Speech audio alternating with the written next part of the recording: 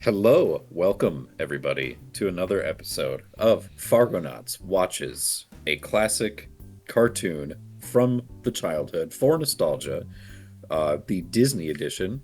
We got me and the two other Boichi boys here. Hi, say hello, boys. Hello, Hello, boys. boys.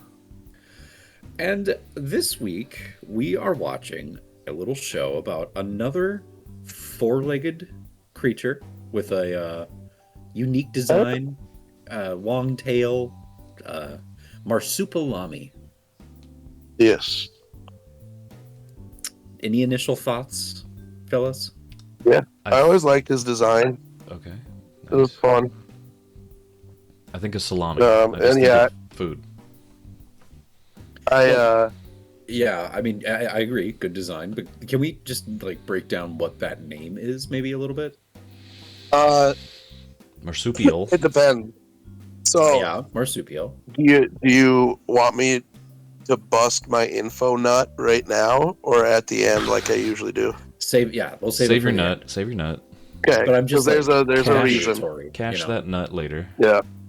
Yeah, Okay. don't. Don't You bust found that. your nut. You gotta Don't save bust. it through the winter. Don't bust yet. You gotta save it for when you really need it. Put a pin. Put a pin in that nut. But yeah, it makes me think of marsupial and salami. So marsupial. Salami. Marsupial Sure. salami. Interesting.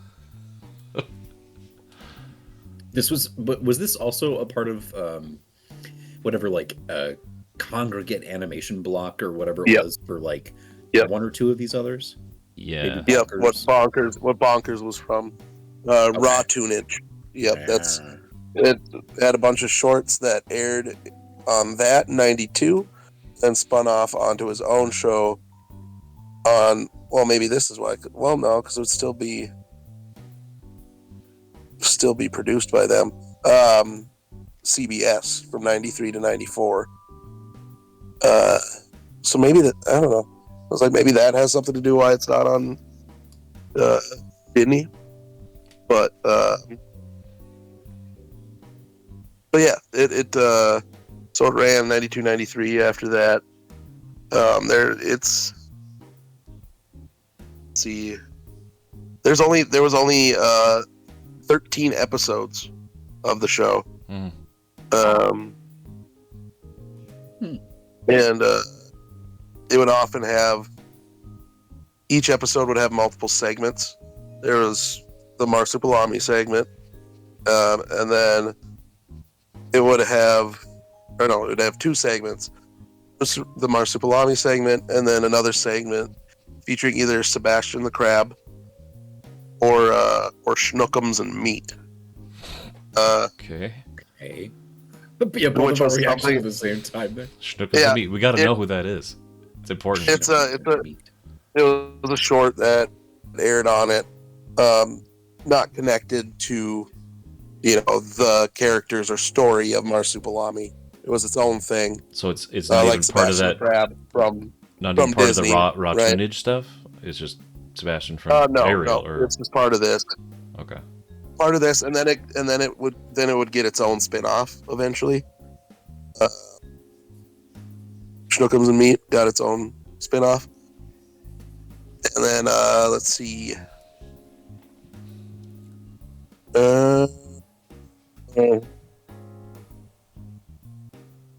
Okay. Sorry, I was just building up my information nut there for a second. He's edging really hard right now. Harvesting more nut Yeah. for the winter season. Yeah, I get it. But the main segments of it would always deal with Marsupilami, an adventure of him with his friends Maurice the gorilla and Stuart the elephant. They just have like someone have normal ass him- names. Some would have him either evading Eduardo the jaguar or outwitting a human named Norman. Yeah. So the bunch, it's just a fun little show. Fun little show. Just some fun. Just boys being dudes. Damn, Just guys being dudes. some dudes being guys, being bros, being dudes, being guys, dude. Jungle got the sales you tell we'll have a swinging time singing.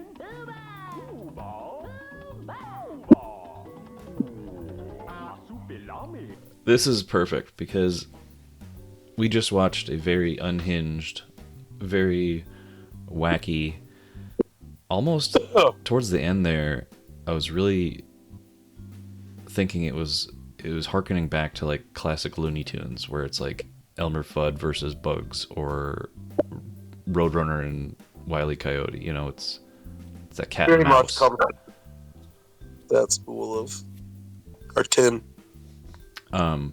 So yeah, for that treat, we have another treat for you. A product called GLOBNAK. Wilson, would you mind telling us about GLOBNAK? I'd love to. Have your knees ever felt too honest? Are your spoons staring back again? Then it's time. Time for GLOBNAK. Born during a lunar sneeze and extracted from the yawns of extinct librarians, GLOBNAK is neither product nor a concept. It's a wobble, a psychic wobble, in a jar that screams when unopened. Apply generously to your fourth shoulder. Whisper it to a cat. Do not let the cat whisper back. That's how it begins. Clinically untested, spiritually inverted, and legally undefined, GLOBNAK is banned in 3 dimensions and worshipped in at least 1. Users report instant regret, delayed euphoria, the ability to smell betrayal, sudden comprehension of eels. Side effects include spontaneous beard growth, regardless of species, haunted elbows, and a new middle name you didn't ask for. Chorb. GLOBNAK. The truth can't see you if you're holding a grapefruit. Thanks, Wilson. Sure. Thank you, GLOBNAK. Don't thank me. Thank GLOBNAK. Thanks, GLOBNAK. Interesting. Yeah, so that correlates with this completely wacky show. Bradshaw, you have to bust a few bits for us here. Oh, he's got nuts that he's just been waiting to bust. Yeah. I've been waiting. Spill your bust. If he goes unbusted for too much longer, he's going to need heavy doses of GLOBNAK. For sure. So the origin of Marsupilami is pretty interesting. Good. I'm excited for Marsupilami this. is Happy with it. a comic book character and fictional animal species created by Andre Franquin. Its first appearance was in the January 31st, 1952 issue of the Franco-Belgian comics magazine Spirou. Since then, it appeared regularly in the popular Belgian comics series Spirou and Fantasio as a pet of the main characters. Until Franquin stopped working on the series. The character's final appearance of the series during the creator's lifetime was in 1970. In the late 80s, another character of the same name, distinct from the pet Marsupilami owned by Spirou and Fantasio, got its own successful spin-off series of comic albums entitled Marsupilami. It's a multimedia franchise, obviously. It's had multiple animated series, feature film, Sega Genesis video game, a variety of other merchandise. Sega Genesis video game? Asteroid 98494 Marsupilami is named in its honor. It's been translated all over the world. Let's see. I hope we don't get hit by that. So, Hooba! Oh, we're dead. As we die, yeah. And then you just hear far off in the distance, Maurice, is that his name? Just Yes. as we're burning So- to death.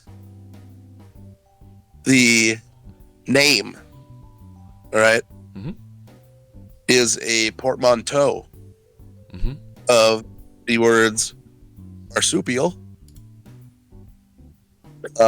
and ami, which is French for friend. So, marsupial friend is literally what that word is. That's kind of Yeah, It is. I just don't know that he actually seems all that friendly. right. He seems like a troublemaker. Well, he's just so big, mischievous. Right. And you got to remember too, like, I haven't read any of the comics, so I don't know anything about him. But the original Marsupilami, again, was like a pet of the characters in this comic, and it was like Marsupilami was the name of the species specifically. So it you didn't get that, singular character named Marsupilami until the 80s.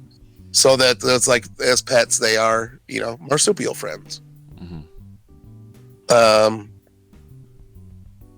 Yeah, let's see. Marsupilami later has a wife, and she is referred to as Marsupilami, a female version of the name. So it's just Marsupilami with an E at the end. Okay. Let's see. There's young ones named Bibu, and Bobo. Okay. Let's say those again. Yeah. Bibu, and Bobo. You're just trying to scat again. Skibidi bap bap bap bap bap. Beepity boop. Skibidi-boop. Baba. See. Just trying to see if I can glean anything more about the comic before I move on. Before I open my dang mouth. Brother. Oh, brother. Oh, brother. Where art thou? So,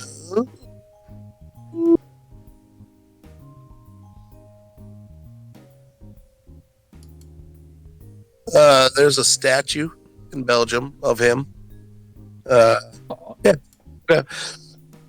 So that's it really about the comic that I had.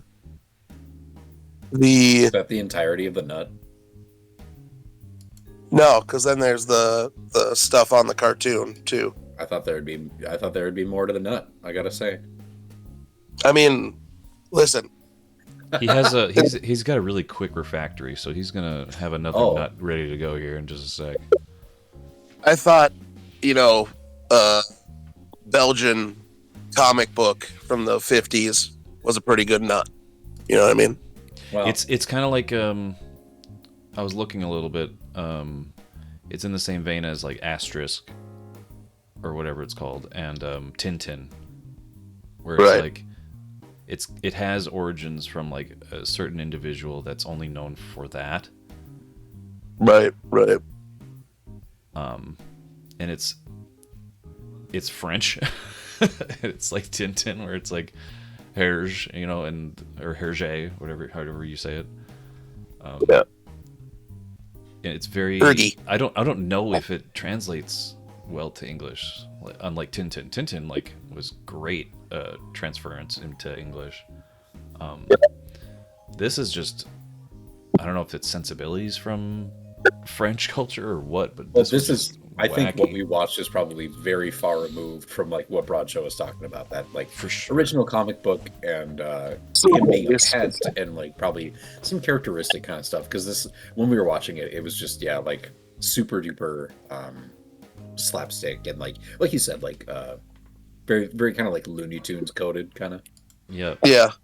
And it's like in the 80s he did become his own character, right? But like he it's and this was made for American audiences, right? Like I doubt they kept anything from the comics. They just liked the character. You know what I mean? They're like, And a fun animal that has a long tail and it can do all this crazy stuff with it. If you look at it, they're basically like a lot of the kind of comedy comic strips, right? Mm-hmm. Where you have a gag using the same characters but different settings, and then then the joke plays out through that. So the animated series, they had obviously made it in conjunction with and made a deal with the people that own the comic and the character.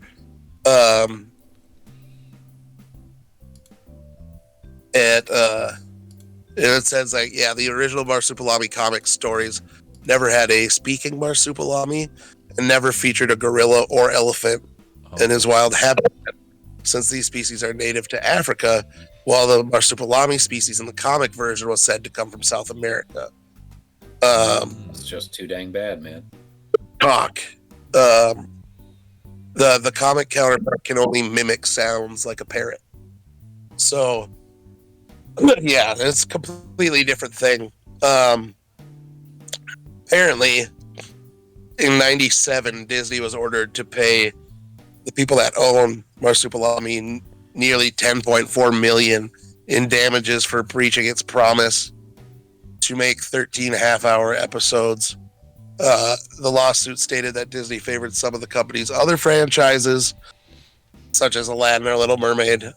By March '99, Disney still owed $9.3 million. So my guess is that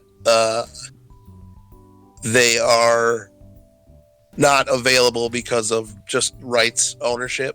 Okay. You know what I mean? Like the license, Sure. likely. That's my guess anyway. Well, I get that now. You know. I get Yeah. that.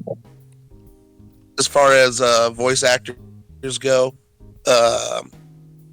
character named Chef Louis, who was voiced by Renee. God, fucking, what is it? Auberginois, whatever the fuck. The guy who was Odo on Star Trek. He was on Boston Legal and shit. Okay. Wait, who is Renee? Chef Louis. I don't think we saw him in this episode. Okay, yeah, I because I was like, I don't think I've heard him unless he was doing some kind of like really impressive voice work there. Right. And then Stuart the Elephant, who we did not meet either, was voiced by Dan Castellaneta. Yeah. Yeah. And Maurice the Gorilla. Who do you think voiced him? Well, his chewing noises, I think, was the same person that voiced Norman. Was that the human? Yes. Which I believe Norman. I know it's not the answer to your question, but I believe that Norman was. I don't know. I'm blanking on his name. The same Pete and Winnie the Pooh and so many fucking other things. Yep. Exactly. Jim. Jim Cummings. But was he the like laughing and other like besides the chewing noises for Maurice? Yep. Oh boy. And he did another character named Leonardo the Lion, who we never met. And we the person never who- will. Yeah, the person who plays Marsupilami is a guy named Steve McCall. Looking at his relatively small list of stuff, nothing else you really know him from. Tress MacNeille's in there at some point. And then there's the voice actors who did the segments in between the two Marsupilami segments, like Schnookums and Meat, like I was talking about. Jason Marsden is Schnookums, Frank Welker's Meat. So there's a lot of, again, similar names and faces that we have seen throughout this. It is chaotic. Looney Tunes-ish. It's kind of fun. I love Maurice. Maurice is my boy. Mm-hmm. That was fun. He was And the he's gentle giant, but like, the character has a certain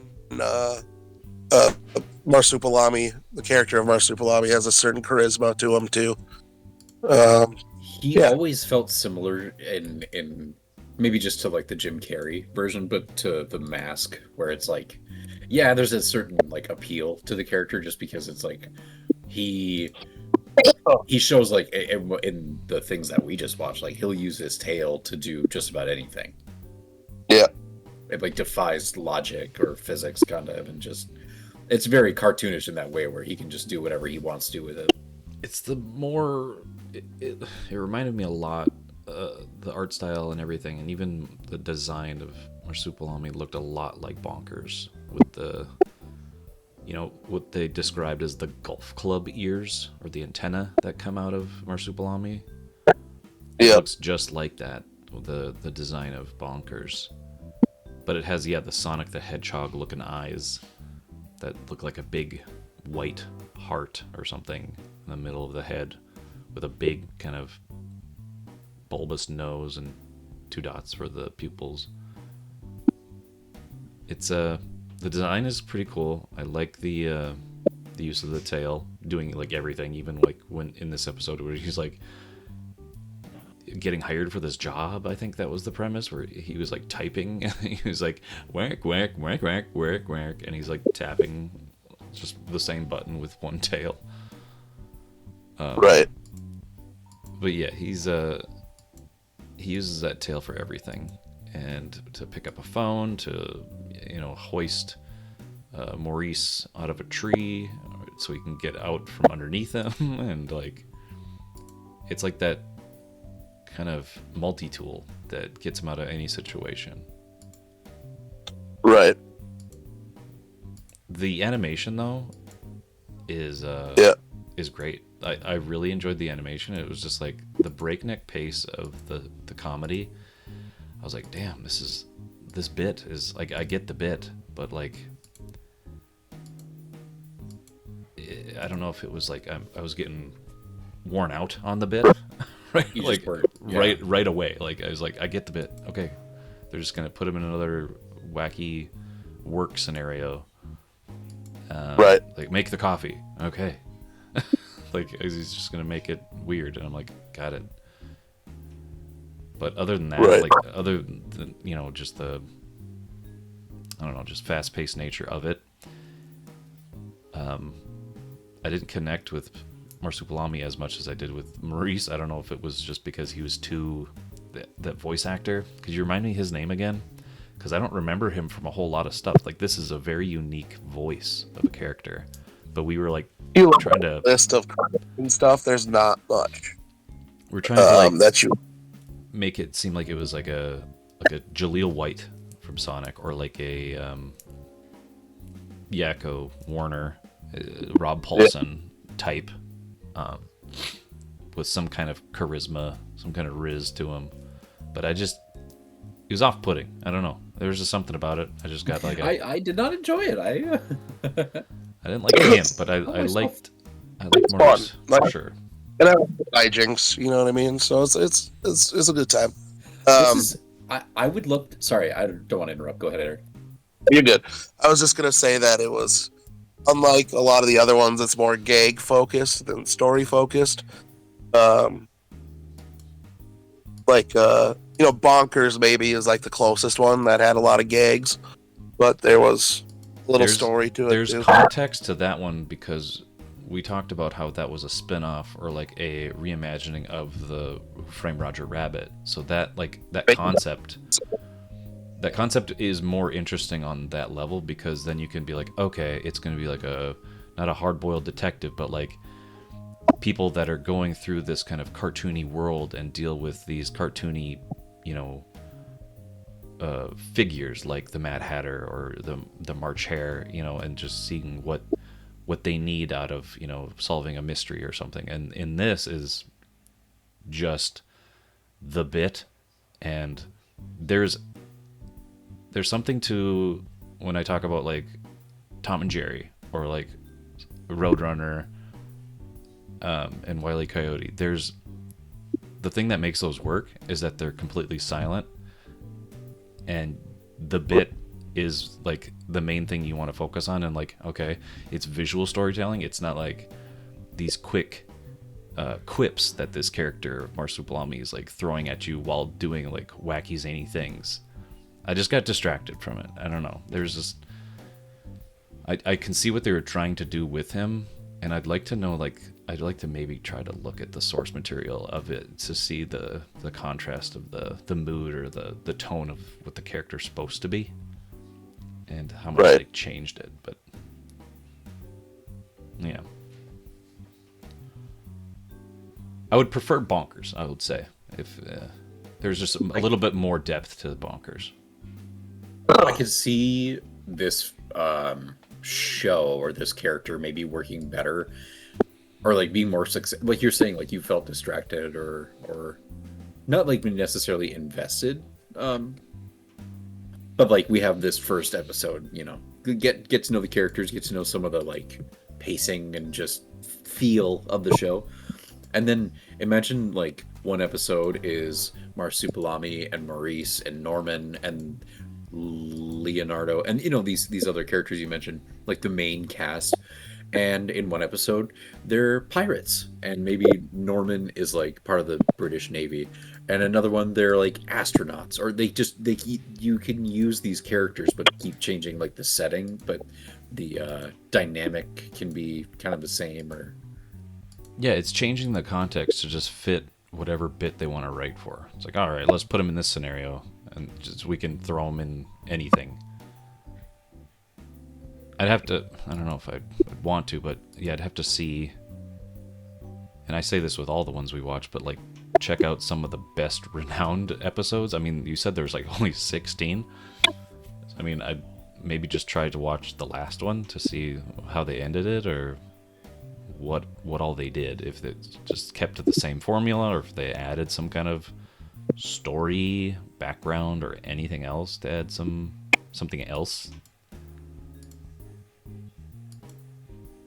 Yeah, I mean, there's a lot to like about it, with the animation, the colors. I really enjoyed the colors, and the art style. It's really unique. I even said the Maurice character reminded me a lot of Bigfoot from Goofy movie. He had that same kind of big face and the tiny head with the big eyebrows. Just a lovable, goofy gorilla with a pink shirt. yeah, I love that he was wearing a pink shirt. And then there's no reason that he needed to be, but he was. No, he just had a pink shirt on, no pants, just a big old boy. No pants. Nope. Don't need pants when you're a gorilla. And then what was Big Mouth's name again? I'm forgetting. Norman? Yeah, Norman. The main guy, Jim Cummings' character, where he's just all mouth, really expressive face. All mouth. I am all mouth. Yeah, we'll have to see once we rank all of these where this one lies, if it really made an impression, because I can see it. I'm on the fence with it. Right. If I were to choose just the two, Bonkers and this, I would choose Bonkers, but that's just given that we watched the first episodes. But I mean, what was popular around 93, like when this came out? Was it like similar to Animaniacs, or did that come later? I want to say that came out later. I want to say Animaniacs was like 94. Came out a little bit after. I think so. What else was airing, I guess, in this block during the Marsupilami couple months it aired? So, like I was saying, this actually aired on CBS originally. So, it wasn't even on Disney originally until it went on like Toon Disney later. You know? Okay. Interesting. So I don't know if there was a CBS cartoon block or not, but so after it finished, reruns ran from 94 to 95 on Disney Channel. and then later on Toon Disney.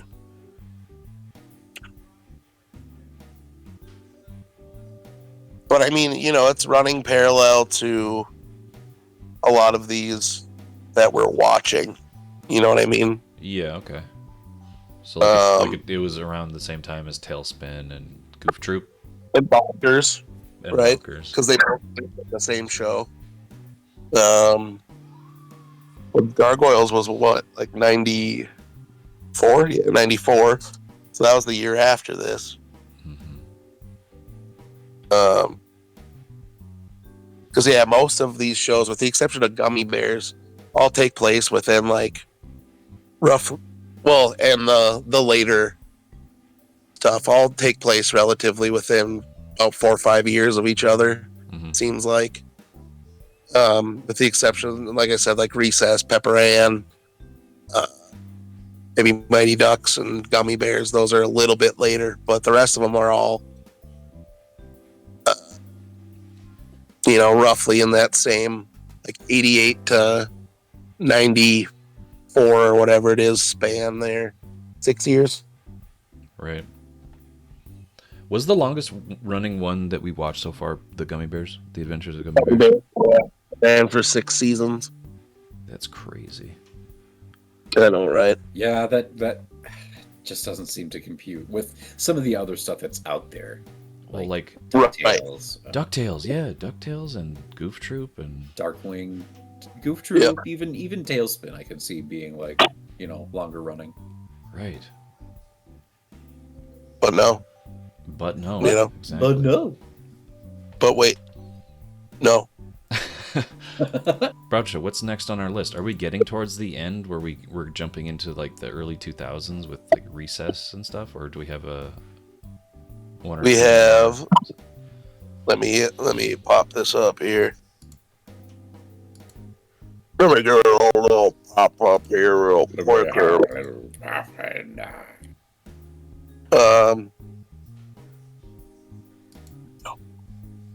Shibbity beep. There it is. Nope, he's doing his Marsupilami. We have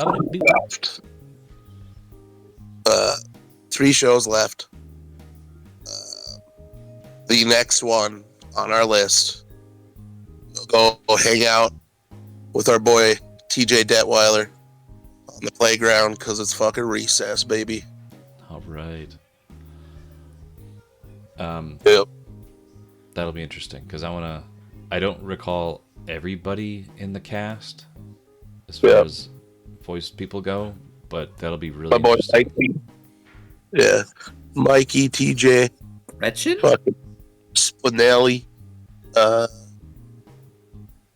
just trying to remember characters. Yeah, is Gretchen the taller with the glasses, maybe? Yep. Finster, the shitty guy. Shitty guy. I know who exactly you're talking about. The guy who looked like he was scheming all the time and like writing notes. Look at me, I'm scheming. Yeah, dude.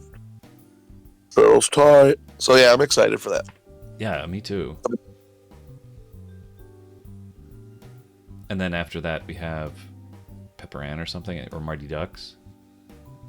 After that's PM, bro. I believe. Very Let me interesting. close.